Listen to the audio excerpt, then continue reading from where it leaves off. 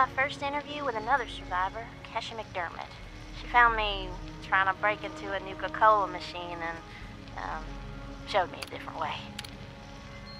So, Keisha, can you tell us a bit about how we can make sure our water is safe for drinking? Try to keep it to the basics for training purposes. Oh, it's not complicated, really. Find water and strain out any big particles and chunks. Then, boil it in a pot over an open fire for a minute or two, then let it cool. Should be fine. Like making tea, right? Uh-huh.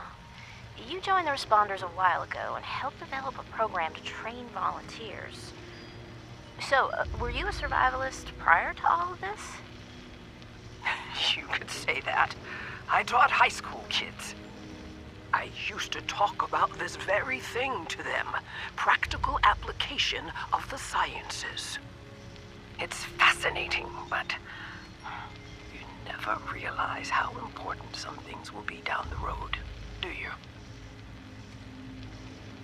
I guess not. So if we were students of yours, what would you tell us about the world now? How can we survive? That's a good question, Dasa. Well, I would tell you all to remain calm and focus on surviving. The first thing you need to do is get yourself some clean drinking water. It's likely all you'll find is dirty water, but that's okay. We can fix it. Dirty water carries a small chance of disease, and it's a bit radioactive. You'll probably survive if you drink it, but you shouldn't take that risk. It's better than toxic water or nuclear waste, though, which are both very harmful and should be boiled thoroughly first. Got that, Dasa? Yes'm. Contaminated water should be boiled. Okay, that sounds easy enough. So, boiled water is safe? It's mostly safe, but still a bit radioactive. What you really want is purified water. Oh, purified water. Okay, how do I get that? You can build machines that will do it for you, and that's the most reliable way. Building them requires some space and time and plenty of materials. But on my way up here from Watoga, I found purified water occasionally in supply caches and medical kits. So, keep your eyes peeled. If I boil water and that's mostly safe, aside from a teensy bit of radiation, what about tea? Most folks around here are tea drinkers, as you know. I recall many a night sipping tea on the stoop, watching lightning bugs, and reading a book in peace and quiet. Tell me that's still okay, Keisha? Oh, bless your heart. It's probably as good as boiled water anyway. Maybe even better if you add anything medicinal to it.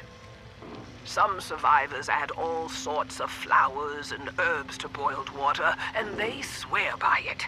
Personally, I stick with purified water. To each their own.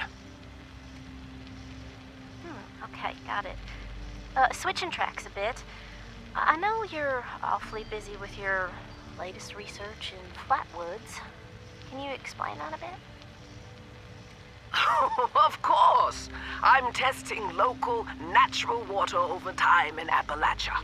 Gathering data, monitoring the radiation and contamination levels, all of that. I analyze the data in my lab to look for long-term trends and use those trends to determine how we can use the water right now. We use the water for more than just drinking, you know.